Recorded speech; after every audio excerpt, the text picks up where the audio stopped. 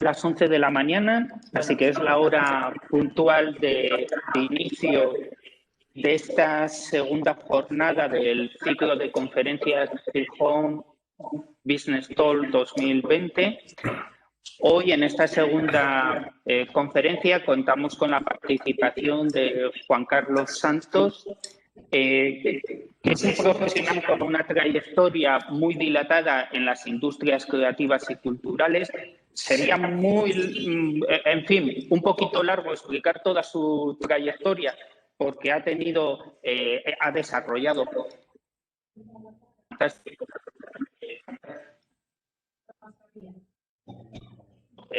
codirector del máster de diseño de piel vinculado a la Fundación Loewe. Actualmente es profesor de marketing y tendencias en diferentes másters de las escuelas de negocios de mayor prestigio en España, SIC, etcétera. Y hoy contamos con él, con la suerte de poder desarrollar una ponencia en la que analizará precisamente las tendencias de consumo. Esta ponencia, al igual que la que tuvo lugar el pasado 20 de noviembre con la participación de Sergio Orzola, tendrá una duración aproximada de unos 30 minutos. Luego, finalmente, dedicaremos unos 10 minutos aproximadamente para turno de preguntas.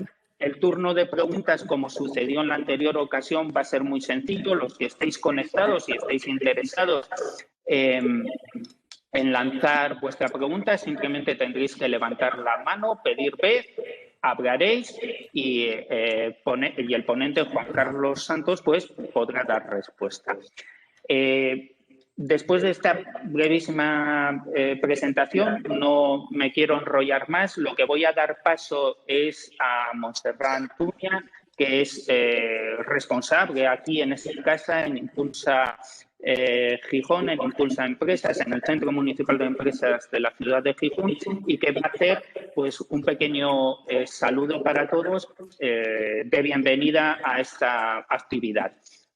Montserrat, ¿me estás escuchando? Si no me equivoco. Sí.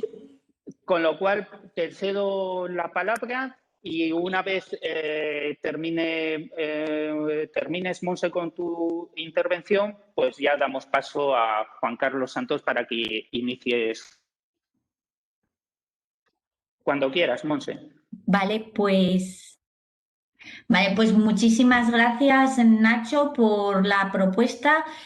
Solo queríamos estar aquí hoy, ya en la primera jornada la inauguró el concejal, pero hoy queríamos estar aquí también dándoos las gracias por acompañarnos, muy especialmente a Juan Carlos, que también has presentado, y yo por lo poco que he podido hablar antes del inicio, yo creo que va a ser y nos va a aportar cosas muy interesantes a este sector que, como comentábamos, para nosotros el sector cultural y creativo es un sector estratégico para el municipio de Gijón, con lo cual todas las propuestas de este tipo, todas las sugerencias, totalmente abiertos a escuchar y a tender la mano para poder avanzar y trabajar en común.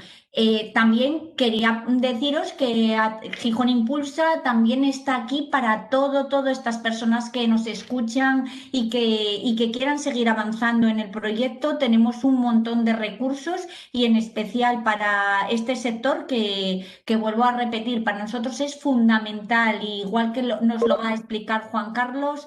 Está en continuo cambio, pero es un sector que, si sabe adaptarse y coger ahora la marcha, va a salir, yo creo, reforzado y será un sector estratégico para nuestra economía. Con lo cual, por mi parte, nada más. Muchísimas gracias a todos, Nacho, Juan Carlos, todos los que nos acompañáis, y ya cedo la palabra a Juan Carlos, Nacho, quien digáis.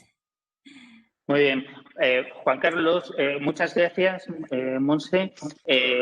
Toda la razón del mundo. Este es un sector muy relevante y, sin más dilación, Juan Carlos, todo tuyo. Ok, bueno, en primer lugar, buenos días a todos y especialmente felicitar a Gijón Impulsa por este tipo de iniciativas, y por la labor que se está haciendo, porque como os voy a intentar contar dentro de las tendencias complejas e inciertas que vienen, va a ser una de las actividades más importantes para el futuro próximo y sobre todo a medio plazo. Voy a empezar directamente a intentar contaros a través de una presentación muy esquemática cuáles son los grandes cambios que nos están afectando, polarizándonos fundamentalmente en aquellos sectores, segmentos de actividad que más pueden afectar o incidir en un lugar como es Asturias, ¿no? Vamos a ver qué comparto aquí.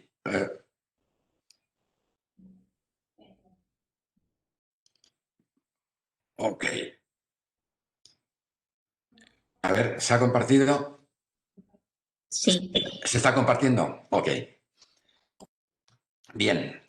Vamos a hablar de nuevas tendencias de consumo en una situación en la que nos encontramos de una grandísima incertidumbre. Y la grandísima incertidumbre no es solo por la situación de la pandemia, que esperamos que en un plazo relativamente no muy largo se solucione, sino porque esta pandemia ha mostrado realmente todas las deficiencias de la forma de organización del modelo social en que nos encontramos.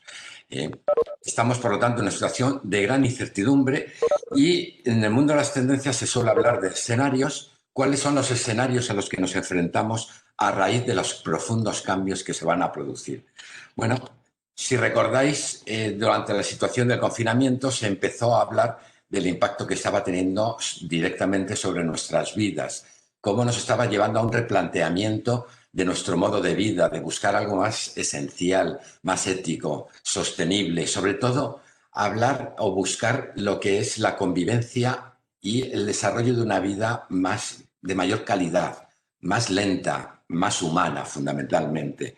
Pero a medida que nos hemos ido, digamos, adentrando en la situación y saliendo del primer brote, se empezó a plantear otro escenario y era que realmente lo que nos enfrentábamos podría representar una aceleración de todas las tendencias del modelo actual de sociedad.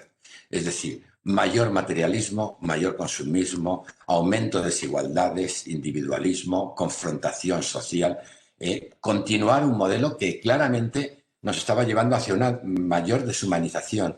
Y esto no es un tema que nazca a raíz de la pandemia. La pandemia lo que está hablando, lo que nos está mostrando es la posibilidad de que se aceleren estas tendencias todavía. En el fondo, dentro del mundo de las tendencias, lo que tenemos cada vez más claro es que lo que nos enfrentamos, el escenario al que nos enfrentamos, es una mezcla de los dos.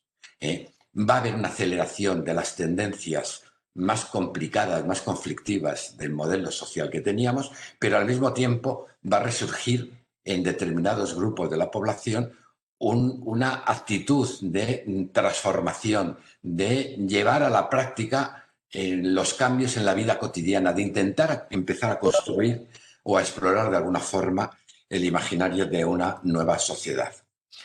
Esto va a estar muy condicionado, obviamente, por la situación económica, las perspectivas económicas a medio plazo.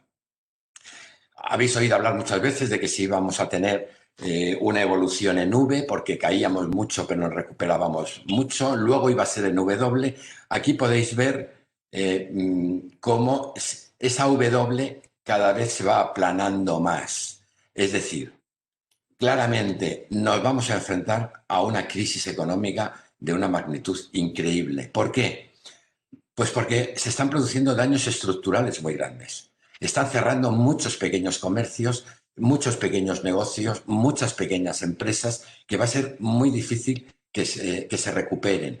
Y eso quiere decir que va a lastrar la recuperación de la actividad económica. Pero además nos enfrentamos a un espectacular aumento de la deuda, que aunque de momento parece que no tiene impacto porque la economía está de alguna forma dopada, en el momento en que se empiece a recuperar una cierta normalidad, hay que plantearse estrategias de pago de esa deuda que nos van a llevar, obviamente, a políticas de austeridad en mayor o menor medida. Nos enfrentamos también a una crisis social que está aumentando.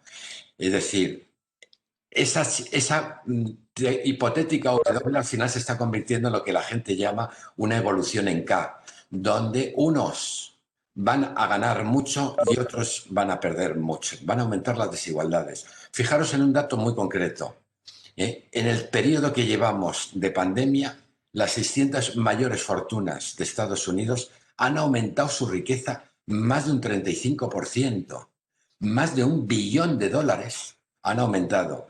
Mientras que ante la situación de crisis económicas que nos enfrentamos, nos vamos a enfrentar a un aumento de la precariedad importante. Y eso va a alimentar las tendencias de confrontación y de populismo, tal y como estamos viendo que está pasando en Estados Unidos y que se va introduciendo en Europa. Y sobre todo, un tema muy significativo es el espectacular aumento del poder corporativo. Todo el sistema económico de deuda que se está generando da un poder impresionante de control financiero a nivel internacional, que son luego los que de alguna forma intentan marcar las políticas de todos los estados. Está aumentando también de una forma increíble la concentración empresarial. Fijaros que estamos en un momento de crisis y la bolsa está subiendo, especialmente fuera de España. ¿Cómo es posible que suba la bolsa cuando se prevé que va a haber una crisis?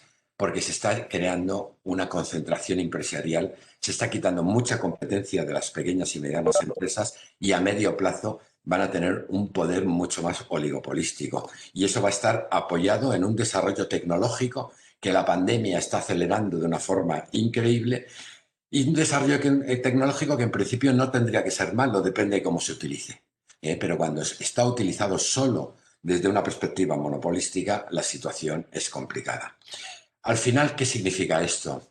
Significa que este aumento de desigualdades, que no es ni más ni menos que la continuación, la aceleración de las tendencias que teníamos anteriormente, hace que el mercado se vaya a polarizar entre un mercado de mucho mayor lujo y un mercado inmenso solo marcado por el precio, el gran mercado de low cost. Desaparece en gran medida el mercado de gama media, el segmento medio del mercado. Obviamente, el acceso al mercado del lujo es muy difícil porque está en manos de corporaciones impresionantes con unas barreras de entrada increíbles, porque lo que vende al final es la significación, el estatus, y el mercado del low cost, que va a ser inmenso, lo que está vendiendo es el precio. Requiere unas condiciones de producción a nivel global, de logística y de capacidad de desarrollo de venta, tanto online como física, que es inaccesible para la mayor parte de las pymes. Pero al margen, en paralelo a esto, está creciendo de alguna forma el desarrollo de lo que llamamos los mercados de nicho, que ya os hablaba Sergio en la conferencia pasada. Cuando hablamos de mercados de nicho, hablamos de mercados más pequeños que buscan un producto, digamos, que refleje, que exprese la búsqueda de un nuevo modelo de vida, de un nuevo modelo de sociedad. Esto no es una tendencia nueva, también viene desde hace ya más de 15 años que vamos observando cómo la sociedad, el modelo occidental, va entrando en crisis, tanto con los atentados del 11 de septiembre del 2001 como en la segunda etapa de la crisis, que fue la etapa de la crisis económica, y el tercer capítulo es a lo que nos enfrentamos ahora. Bueno, esa tendencia que se estaba desarrollando ahora está adquiriendo una fuerza impresionante, porque cada vez hay más gente que rechaza el modelo de sociedad que representa hoy por hoy el lujo y que lo que quieren realmente es explorar, desarrollar en la práctica, poner en la práctica a través de sus propias actuaciones su propia forma de vivir, una forma de vivir mucho más en línea con ese replanteamiento que hablábamos antes. Por eso os decía que la tendencia, el escenario al que nos enfrentamos, recoge los dos escenarios que habíamos comentado al inicio. Bien, estos mercados de nicho son mercados pequeños, mercados de mayor valor añadido, mercados más accesibles a las pymes y sobre todo son mercados que lo que están fuertemente vinculados es con el mundo cultural, porque lo que están vendiendo realmente es una forma nueva de vivir que representa o expresada a través de nuevos valores de vida. Para entender esto, tendríamos que hacer un repaso rápido de cómo está funcionando el mercado. La primera clave que tenemos que entender es que los objetos hablan. Los objetos son un instrumento fundamental con el que construimos nuestra identidad social. Los objetos reflejan nuestros valores y a través de esos valores que expresan nos permiten relacionarnos con el resto de los individuos, median nuestras relaciones con los demás, haciendo que nos rechacen, que se sorprendan o que se entusiasmen con nosotros. Tal como decía Bourdieu, el gusto, la estética, no es ni más ni menos que la expresión de unos valores de un estilo de vida. Por lo tanto, lo primero que tenemos que entender es cómo los objetos están expresando ideas y valores con las que el consumidor se identifica. Y a partir de esos valores construye su identidad y entra en participación dentro del mundo social. ¿Y qué elementos expresan los objetos? ¿Cómo construimos nuestra identidad? Bueno, en primer lugar, expresan nuestro estilo de vida. No es lo mismo una persona moderna que una persona natural como la de la fotografía o una persona clásica. El estilo de vida refleja nuestra cosmovisión y de nuestra cosmovisión nacen nuestros valores. En segundo lugar, expresan nuestro estatus, el estatus al que pertenecemos dentro de la sociedad y nos diferencian entre los que más tienen y los que menos tienen. Y eso está expresado a través, sobre todo, de los valores de los que más tienen que normalmente impregnan o emanan al resto de los mercados. Y por último, están expresando también nuestro nivel de conformismo con esos valores dominantes que refleja el estatus o el inconformismo cuando queremos transformar o vivir en un modelo de sociedad diferente. Esto nos lleva a que el mercado normalmente no es un gran mercado, es un mercado muy estructurado en torno a distintos segmentos que expresan o definidos o que es identificados con los factores que hemos comentado anterior. En primer lugar, el mercado se segmenta por estilos de vida. Nosotros trabajamos con un mapa de 6 estilos de vida que representan 6 cosmovisiones diferentes. Dentro de cada estilo de vida existen diferentes estatus. Y además de los estatus, tenemos el nivel de conformismo o inconformismo. Este gráfico lo que representa es que estas bolas, estos que nosotros llamamos satélites, representan los segmentos más inconformistas de la sociedad, mientras que los que están dentro de la pirámide representan o agrupan al mercado de masa, que normalmente está formado por los que comparten los valores más del imaginario dominante, son más conformistas. Y lo que es muy interesante es que para realmente ser competitivo, uno tiene que saber dónde se posiciona en el mercado, porque cada uno de estos segmentos demanda un estilo de producto, digamos, requiere unos niveles de precio, unas estrategias de comunicación y comercialización diferente. Y lo que es más interesante es que estos distintos segmentos de mercado están relacionados a través del proceso de la moda. El proceso de la moda no es ni más ni menos que la conversión, la transfiguración de ideas generadas en el mundo de la cultura que se convierten a través de esos satélites que representan a los consumidores o a los ciudadanos más descontentos, más disconformes, que van buscando, explorando un nuevo modelo de sociedad, y a través de ahí normalmente las nuevas ideas son apropiadas por el mundo del lujo, que lo convierte en código de estatus, y a partir de ahí va fluyendo a través de un proceso de imitación hacia los segmentos más bajos de la sociedad. Bien, esta es la situación de cómo estaba funcionando el mercado. Aquí, en este momento, no solo por la pandemia lo está acelerando, pero ya existían unas tendencias anteriores que son las que os quería comentar. La primera tendencia es el surgimiento de un nuevo lujo. ¿Qué significa eso? Significa que si llamamos lujo convencional a la punta de la pirámide, que normalmente era la que se apropiaba de las ideas, de las tendencias que nacían en el mercado de la contracultura, eso va dejando cada vez de representar menos o de apropiarse menos de esas ideas porque los mercados nicho de la contracultura empiezan a influir directamente en el segmento medio-alto y a través de eso en el segmento medio-bajo. Es decir, el lujo se está yendo más arriba, el segmento medio se está reduciendo, está aumentando el segmento bajo, pero gran parte del segmento medio, parte del alto y del bajo están buscando su inspiración directamente en los mercados nicho que están aumentando espectacularmente en su dimensión. Esto es un factor importante porque en estos mercados nicho es donde realmente pueden competir las pymes hoy en día y además, según este proceso de la moda, son los mercados que representan realmente la exploración de un nuevo imaginario. Por eso se habla de que aquí, en estos segmentos, se está configurando lo que llamamos un nuevo lujo que incide a través del desarrollo de consumo de productos con nuevos valores, influye directamente en la captación de nuevas consumidores o personas que progresivamente irán demandando un mayor cambio social. La segunda tendencia importante es el paso del producto simbólico al producto semántico.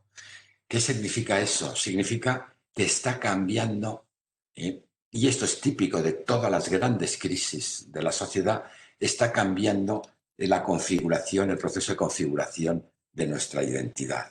Estamos entrando en lo que llamamos una identidad patchwork, una identidad compleja, construida individualmente, mezclando distintos valores y estilos. Para que nos entendamos, hace 10 años podíamos hablar de la mujer Armani o de la mujer Valentino. Una persona formaba parte de un estilo de vida y era coherente con todo lo que representaba ese estilo de vida.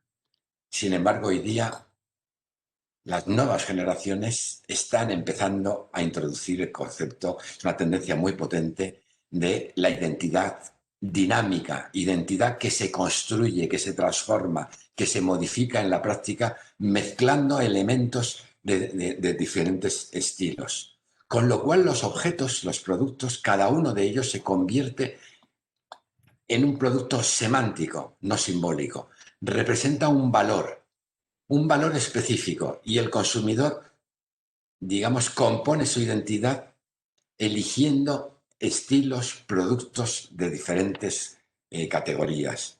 Y esto es súper interesante porque nos hace que de alguna forma lo que llamamos el producto de gran consumo empiece a ser permeado por determinados tipos de elementos, accesorios o prendas que le dan el acento para diferenciarlo. Es decir, se convierte en lo que de alguna forma en su día se llamó, no me acuerdo, el skate. Se produce un fenómeno donde pueden convivir y conviven productos locos o de lujo con productos artesanales, productos diferenciados, productos muy personalizados. Una tendencia importantísima que de alguna forma transforma el modelo de segmentación que os había mostrado. Otra tendencia importantísima es que esa difusión que os mostraba antes a través del gráfico, hoy día se desarrolla a través de las redes y por lo tanto se produce de una forma mucho más caótica. Antes la difusión de las innovaciones se canalizaba a través de los grandes medios de comunicación, televisión, revistas, a través de las pasarelas de moda, a través de un mecanismo muy canalizado y controlado.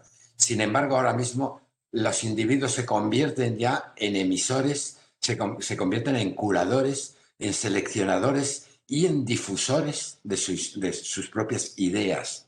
De hecho, son los consumidores los que están creando hoy la idea, la imagen de los productos. Y eso es de una forma caótica y descontrolada que de alguna forma también transforma el modelo que os estaba comentando anteriormente. Hoy día, cualquier estrategia de comunicación pasa por una estrategia muy selectiva y muy profunda en las redes sociales. La tercera gran tendencia es la aceleración de todo el proceso de digitalización y el desarrollo de la realidad virtual y aumentada. Nos enfrentamos a un mundo cada vez más conectado, cada vez más virtual, donde tenemos que empezar a construir un nuevo imaginario que está muy alejado de ese concepto material, físico del siglo XX. Y esto tiene que convivir al mismo tiempo con la necesidad de ese mundo físico, de ese mundo que normalmente llamamos real, aunque la realidad virtual ya empieza a ser tan real como la realidad física, tiene que convivir con el mundo sensorial de los productos físicos y con el mundo emocional de las relaciones personales. Pero aquí se está produciendo una profundísima transformación. Y la cuarta gran tendencia que os quería comentar era el resurgimiento de la artesanía. Desde hace 10 años la artesanía ha empezado a crecer de una forma, la demanda de artesanía, la valorización del concepto y del producto artesanal de una forma espectacular. ¿Por qué? Pues de alguna forma resurge como respuesta a la crisis del imaginario de la sociedad actual. Ese imaginario basado en el materialismo, consumismo, individualismo, competencia, desigualdad, estandarización, artificialidad, velocidad, tecnología, virtualidad.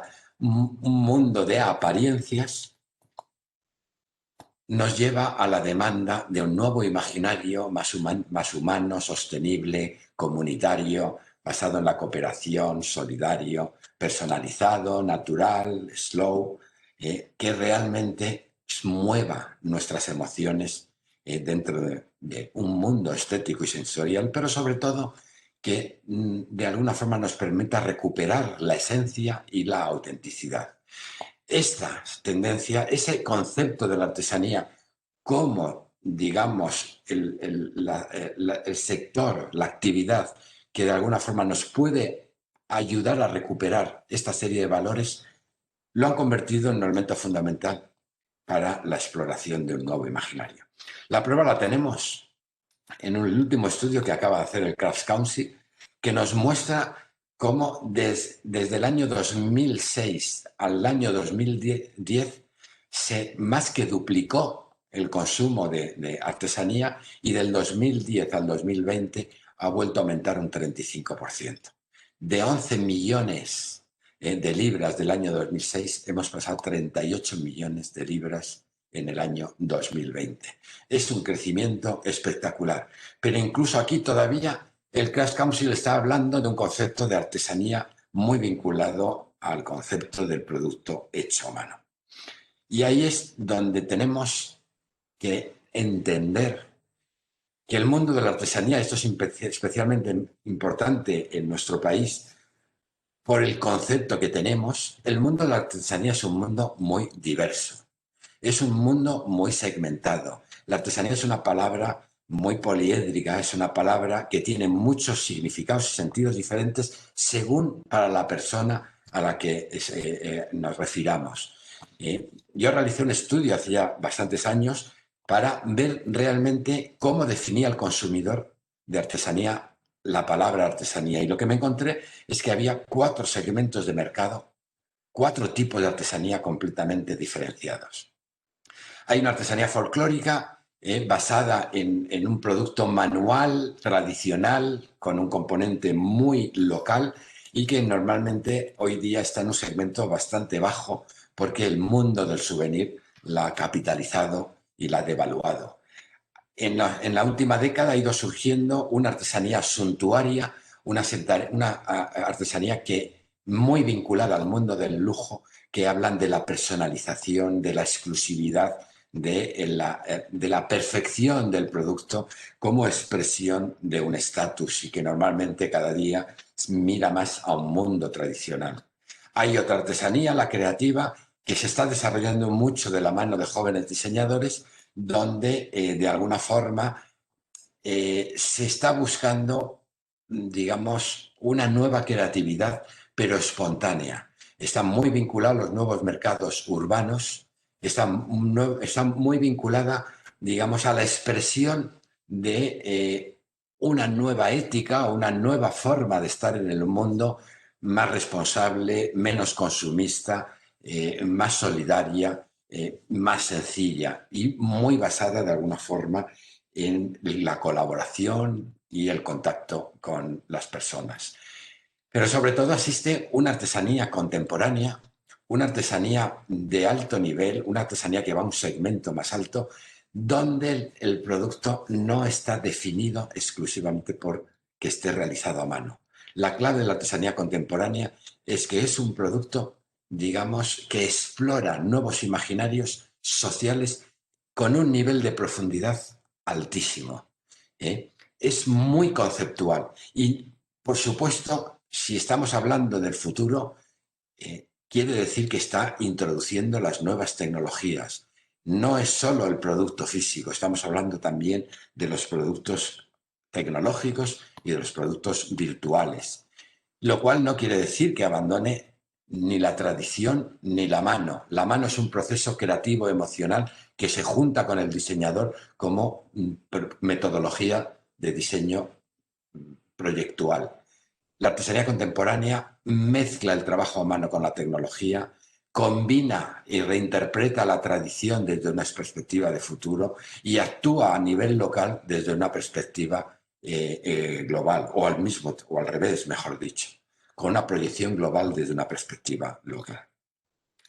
Estamos hablando, por lo tanto, de una artesanía vanguardista, de una artesanía que está en la vanguardia, está en el edge, en el borde, digamos, de todas las tendencias y que se mueve en muchos segmentos, desde el producto más artístico, como por ejemplo el producto de Simón Celfin aquí, que fue premiado, ganó el premio de la Fundación Loewe, que está desarrollando un gran trabajo en el mundo de la promoción de la artesanía contemporánea. Se mueve desde un concepto muy artístico de altísimo valor hasta un producto más vinculado a un nuevo lujo, como el producto que acaba de realizar Irma Álvarez Laviada para Reliquiae, una firma de Asturias que se ha posicionado de una forma increíble en el mercado del nuevo lujo. Aquí vemos que este producto nace de la propia, digamos, el propio trabajo artístico de Irma Álvarez, o el producto de One is One en colaboración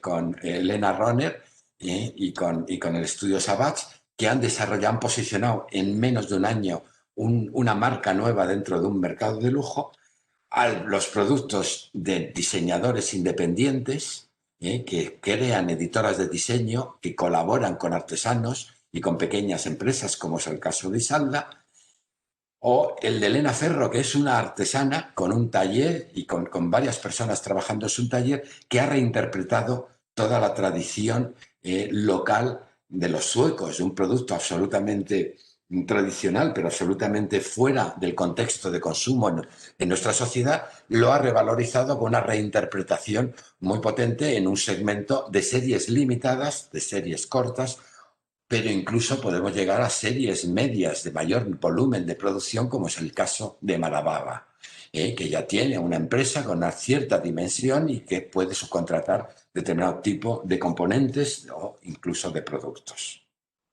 Es decir, la artesanía contemporánea se mueve desde la obra única a las series medias desarrolladas por empresas ya con una cierta capacidad de producción semi-industrial. Y a través de la subcontratación puede crecer muchísimo más. ¿Qué es lo que las une a todas ellas? El concepto. Si os dais cuenta, aquí estamos hablando de distintas perspectivas de la visión de la mujer. Distintas perspectivas que pasan desde el concepto de One is One, que habla de la convivencia o la expresión de un imaginario de mujer fuerte sin perder la delicadeza y la sensibilidad, o el producto de Irma, que está hablando de esa personalidad o esa, digamos, identidad fragmentada, pero que al mismo tiempo es continua a través de esos planos que se vuelven unos sobre otros y que muestran el interior y el exterior, o en el caso de Isalda, que ha convertido una hoja de papel en un bolso prácticamente, trabajando con el concepto de origami, de la plástica, de la flexibilidad, de la ductilidad de la identidad de la mujer, o en el caso de Malababa, que está hablando desde una perspectiva más limpia, moderna, arquitectónica. Es decir, hay un concepto potente dentro del concepto que se está desarrollando. La clave, por lo tanto, es que la artesanía contemporánea explora nuevos imaginarios. No es simplemente el producto de artesano individual hecho a mano. Es un producto que llega también a las pymes, a los procesos de producción de las pymes. La clave es que el producto tiene que contar una historia. Esa historia tiene que estar relacionada con las inquietudes de un determinado perfil de consumidor que tiene un cierto nivel de disconformidad con la situación de la sociedad, y esas inquietudes están relacionadas con las tendencias. Ahí podríamos hablar de las miles de tendencias que hay ahora mismo. Hablar de que se lleva lo ecológico o que se lleva lo solidario no es decir nada. Hoy día se puede llevar de todo.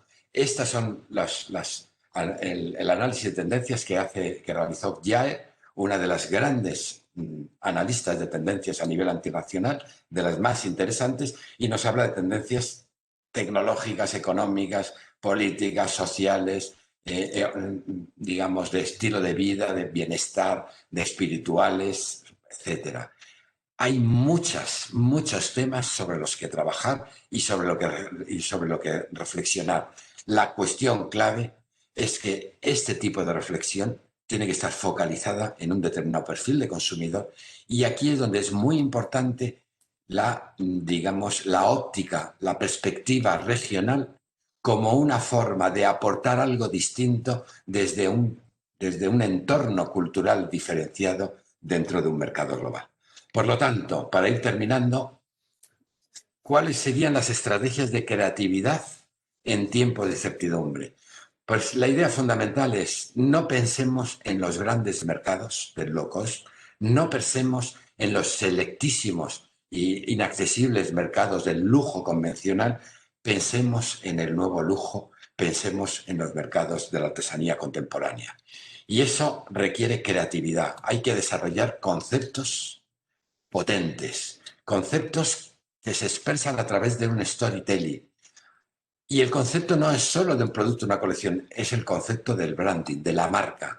Hay que crear potentes conceptos de marca que expresen valores, y en la medida posible que esos valores reflejen una perspectiva local de identidad regional.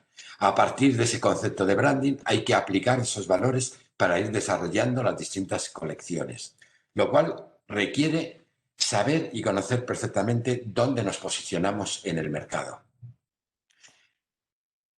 Posicionarse en el mercado es conocer la estructura que os he comentado antes, pero a partir de ahí es tener acceso a buena información de análisis de tendencias, entender qué está pasando en el mundo, qué cambios se están produciendo, cómo está respondiendo a otras empresas, y sobre todo desarrollar una metodología de creatividad basada en mood boards absolutamente emocional y conceptual.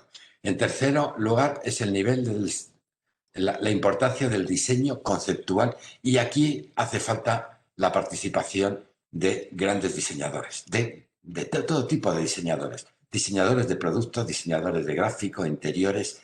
Es necesario desarrollar proyectos de co-creación. En cuarto lugar, la comunicación. La comunicación tiene que ser audiovisual y experiencial. Estoy hablando del diseño de la comunicación, que requiere todos estos temas. Por último, la promoción, la importancia de las redes sociales, pero no para comunicar, sino para crear comunidad. La comercialización, no solo online, sino hacerla física, con los pop-up store y con una buena selección de concept store. Y por último, la producción. Hay que ser flexibles, hay que ganar flexibilidad. Y para eso hay que entrar en estrategias de subcontratación y colaboración con la industria. Por lo tanto, la palabra clave que quiero dejaros en esta historia es: hoy día la competitividad del futuro de las pymes descansa en la colaboración basada y fundamentada en la creación de ecosistemas creativos, ecosistemas que, a ser posible, tienen que tener digamos, una raigambre, una ubicación local, trabajando sobre la cultura y sobre la industria local. Y aquí estoy metiendo no solo a la moda, no solo al diseño o el producto de interiores, sino al turismo, a la gastronomía, a cualquier ámbito de la cultura. Tienen que colaborar todos juntos. Os voy a dejar para terminar un pequeño vídeo donde se ve un ejemplo de aplicación de esta metodología. Esperaros que se ha ido.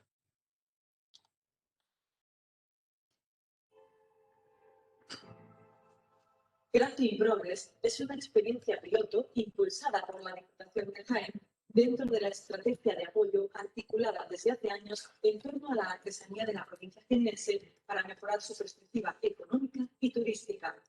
Una vez consolidado el plan de promoción de la artesanía tradicional, en 2018 se puso en marcha el proyecto más revolucionario, Crafting Progress, para desarrollar una artesanía contemporánea mucho más innovadora y sofisticada, considerada como la vanguardia de la economía naranja.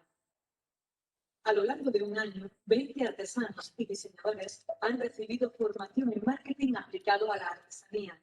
Han analizado tendencias a través de una plataforma colaborativa. Han aprendido una metodología de diseño emocional y han explorado nuevas formas de co-creación. Las colecciones se dirigen a un consumidor de estilo natural, discreto y solidario, y reflexionan sobre la identidad de Jaén, explorando el diálogo entre una austeridad humilde y protectora y el paraíso que florece en su interior. Bajo este concepto se han desarrollado 3 colecciones inspiradas en el paisaje, la cultura y la naturaleza. La colección Campiña se inspira en la sobriedad del olivar de Campiña como expresión de la austeridad y en la frescura y libertad del agua como expresión del paraíso.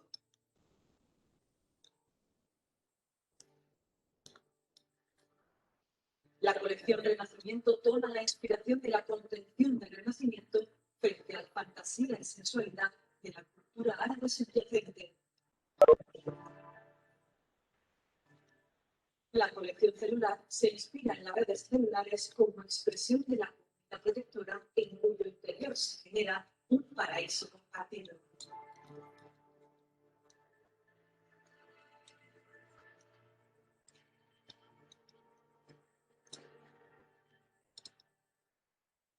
La exposición final tuvo una acogida excepcional, generando un gran interés por la sofisticación, la innovación y el nivel de diseño de la artesanía contemporánea, así como un interesante debate sobre la identidad de Jaén y su importancia en el desarrollo local. El colectivo presentó la plataforma que ha creado en unas jornadas en las que también mostraron la metodología desarrollada y se abrieron a la incorporación de nuevos diseñadores y artesanos para desarrollar nuevas colecciones que saldrán al mercado a finales de 2019. Bien. Hola, ¿se oye? Esta es un poco, digamos, la conclusión. Me he pasado un poquito del tiempo que me habías dicho, Ignacio, lo siento, pero el mensaje final que os quiero dejar es: vienen tiempos muy complicados, pero no son complicados solo por la crisis económica que vamos a arrastrar durante bastantes años a nivel internacional, no es solo un problema de España, sino por la cantidad de transformaciones sociales y culturales que se van a producir. Esa crisis, digamos, va a ser todavía mayor en lo que se llama normalmente en el mundo de la sociología la periferia, porque esa concentración empresarial se está produciendo en los grandes núcleos, pero al mismo tiempo la periferia se está convirtiendo en el nuevo espacio de reflexión y de puesta en práctica y desarrollo de nuevos imaginarios. Ahí es el campo tan rico, tan interesante que tenemos para desarrollar, pero para eso hay una idea clara y fundamental. Es necesario la colaboración, y para que la colaboración sea efectiva es necesario tener esos entornos, esos ecosistemas, como puede ser Caja Laboral, para desarrollar toda esta historia. Digo. No te oigo, no te oigo.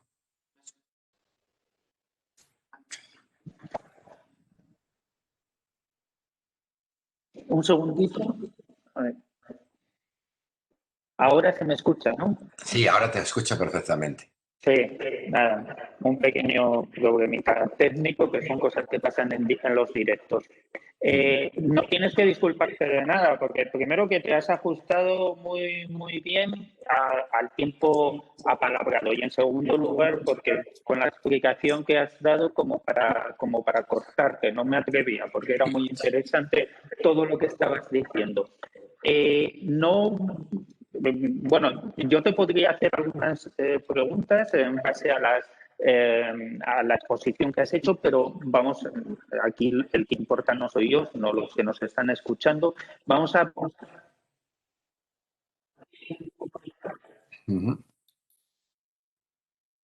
lanzar su pregunta. Puede hacerlo de dos modos, directamente tomando la voz, levantando la mano y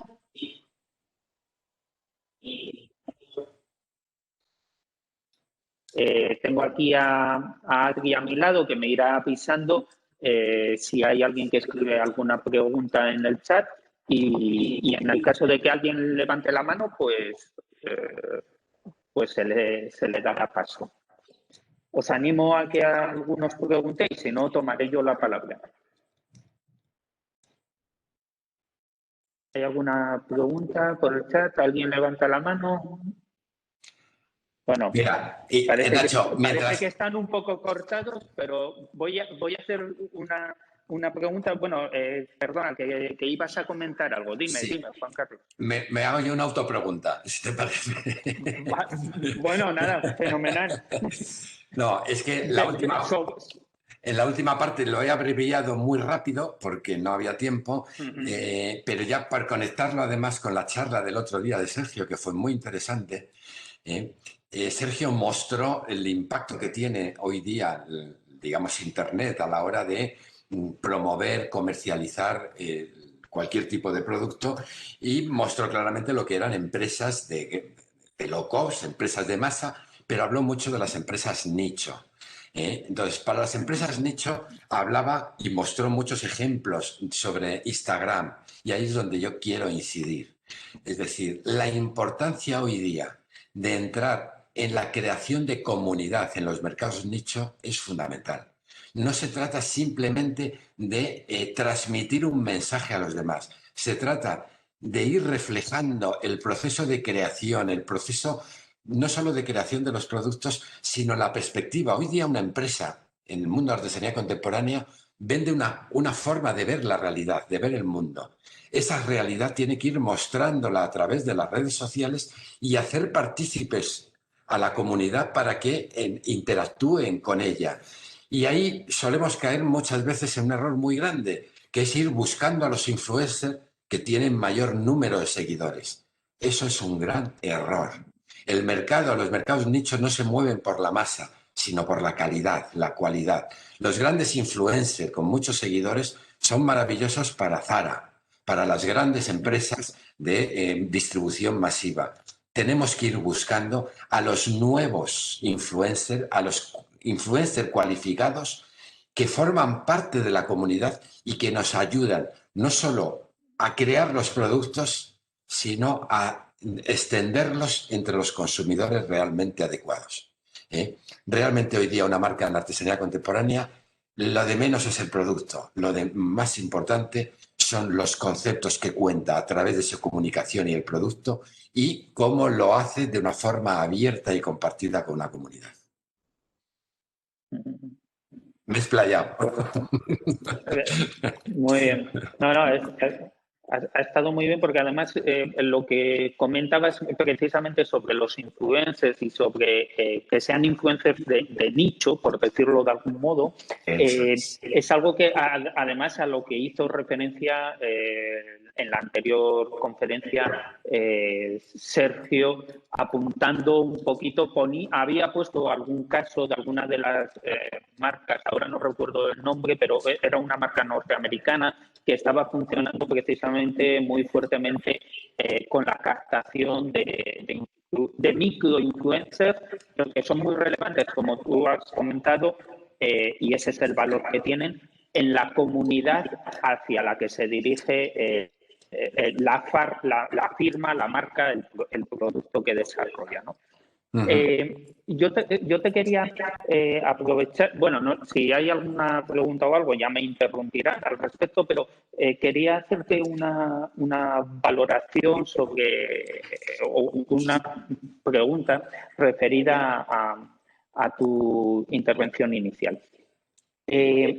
Estamos, y trayéndolo un poquito, si me permites, al entorno asturiano, ¿no? Has hablado de la necesidad de poner en valor un poquito los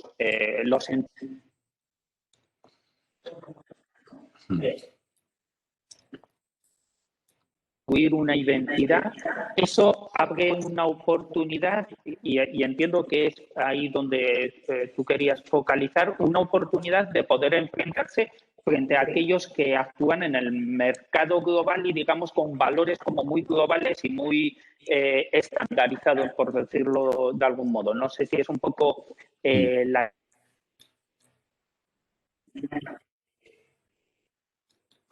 Sí. La oportunidad, entiendo que en el caso asturiano, que tiene un bagaje cultural, histórico muy interesante, estoy pensando, bueno, en fin, en nuestra historia, por ejemplo, todo el bagaje cultural que tiene que ver con el prerrománico y lo que me gustaría es que tú ahora nos apuntases un poquito qué aspectos de esos entornos más regionales deberían de ponerse en valor y trasladarse de alguna manera a los productos. Y me refiero pues a cuestiones culturales, artísticas,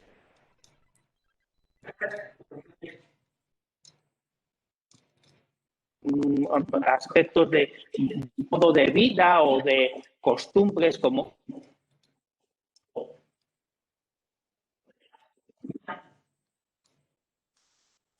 Sí. Dentro de esos distintos planos, ¿cuáles tú crees que podrían tener un mayor valor después en el mercado? Pues mira, digamos, el proceso se hace un poco a la inversa, como os he intentado contar con el proyecto de Jaén. Lo que se hace primero es ver a qué consumidores vamos, qué inquietudes tiene y qué le queremos contar. Y cuando sabemos lo que le queremos contar, buscamos qué elementos de inspiración. Me explico. Si veis, en el caso de Jaén, nosotros íbamos a un consumidor natural, un consumidor solidario, un consumidor que busca la convivencia, la comunidad, y lo que hemos hecho ha sido inspirarnos en sus inquietudes.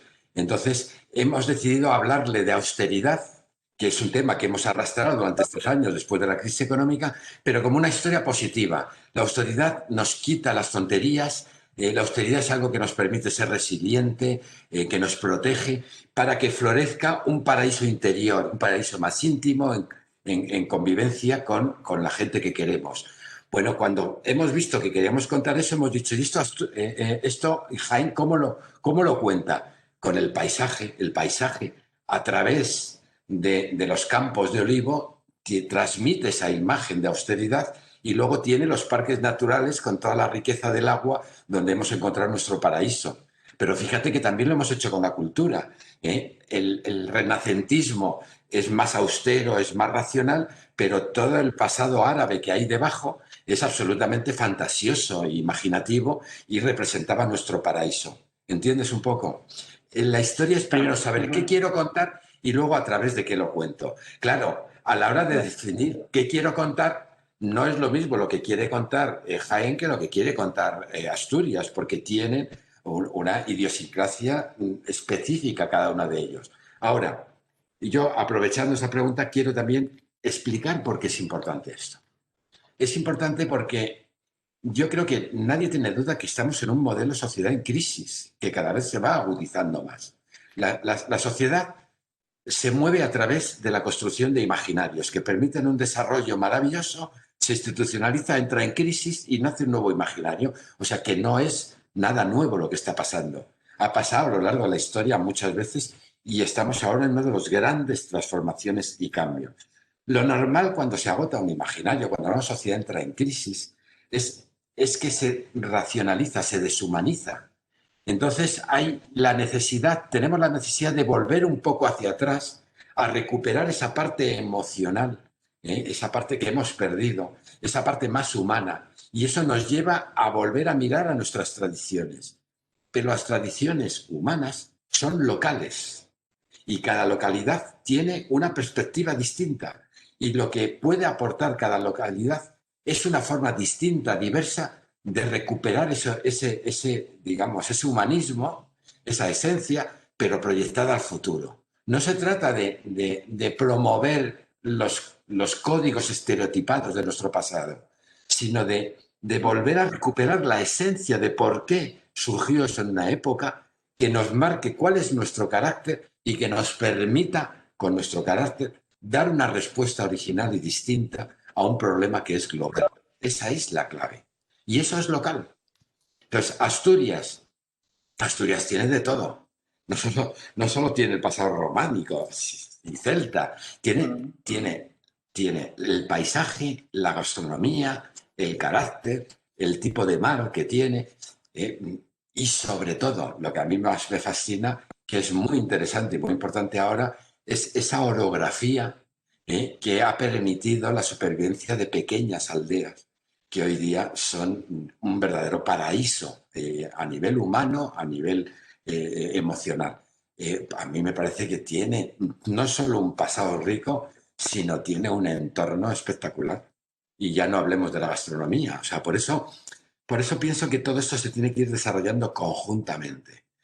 Se tienen que ir apoyando a unos a otros y eso requiere lo que para mí es más importante y lo que me ha funcionado muy bien en Jaén, es tener un espacio de reflexión colectiva, transversal, donde entren distintos sectores, distintos tipos de personas con una inquietud realmente, no digo cultural, ya va más allá de cultural, vital, una inquietud vital para explorar un mundo nuevo, que estamos empezando a descubrir ahora y que no sabemos por dónde va a ir. Y que solo la creatividad nos va a permitir navegar en medio de esa incertidumbre. Muy bien, pues muchísimas gracias, Juan Carlos, por la respuesta. Vamos, creo que esto que comentas abre unas oportunidades aquí para Asturias muy interesantes. Estamos a unos metros del Centro de Arte y Creación Industrial de la Laboral, que juega eso que tú acabas de comentar, de la oportunidad de ser un espacio para la conexión de perfiles diferentes, de personas con perfiles distintos, pero que son capaces de colaborar en el desarrollo de proyectos comunes. Y esto que planteas, yo creo que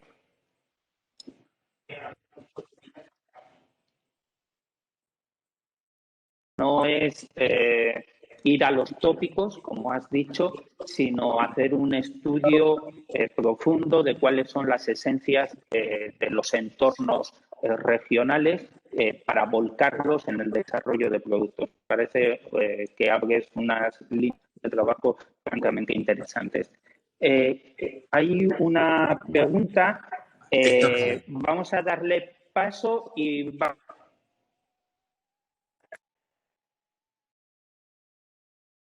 Estamos ya en la hora más o menos de duración, o sea que vamos a finalizar con ello.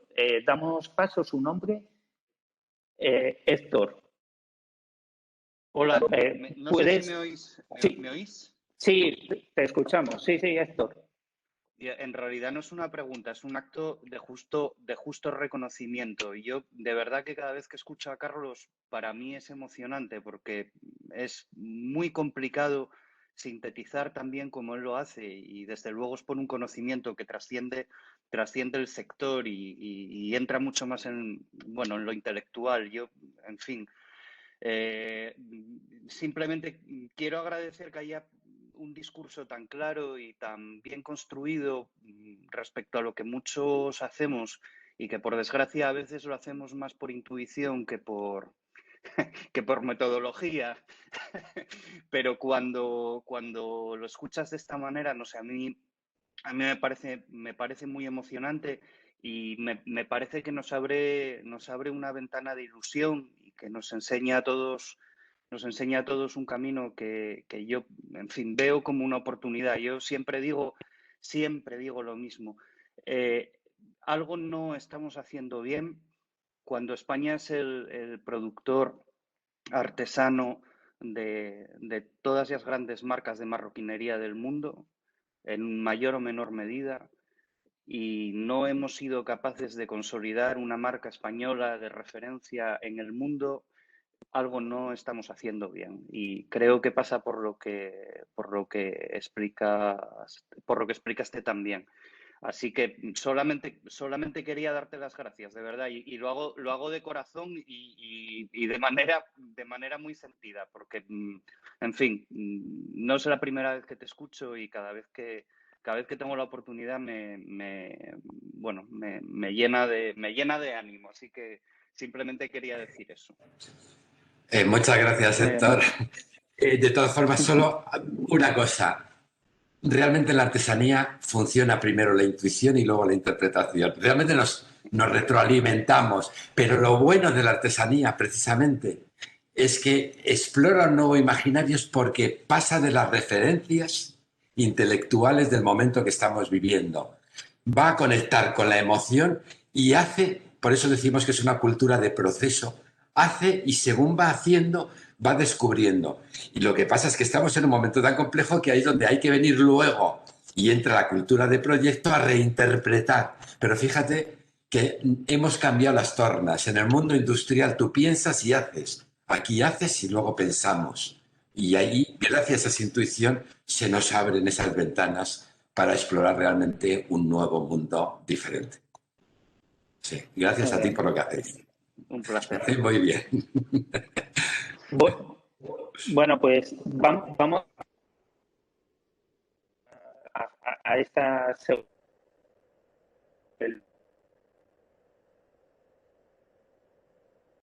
Muchísimas gracias por tu participación. Ha sido fenomenal tu conferencia. Yo creo que todas las personas que han tenido la oportunidad de escucharla y sobre todo todos los que tendrán la oportunidad de escucharla a partir de la próxima semana cuando la subamos a nuestro canal.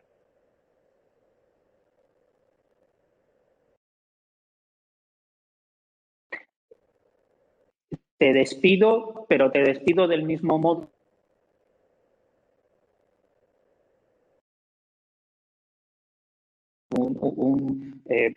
Una invitación a poder estar aquí en Gijón lo próximo posible. Ahora parece que empezamos a tener buenas noticias a nivel internacional desde el punto de vista sanitario con el tema de las vacunas y demás. Habrá que ser muy prudente, quedará un tiempo, pero parece que la luz al final del túnel la estamos viendo, ¿no? Y espero que más pronto que tarde podamos contar contigo aquí presencialmente, físicamente, para poder charlar, conversar y que nos aportes todo ese conocimiento que tienes. Muchas gracias a vosotros, ha sido un placer y donde haya iniciativas como estas, contar conmigo porque las necesito vivirlas. Me acordáis mucho. Muchas gracias. Muy bien, pues muchísimas gracias, Juan Carlos, y muchas gracias a todos los que habéis estado participando esta mañana con nosotros. Y buen día. Okay.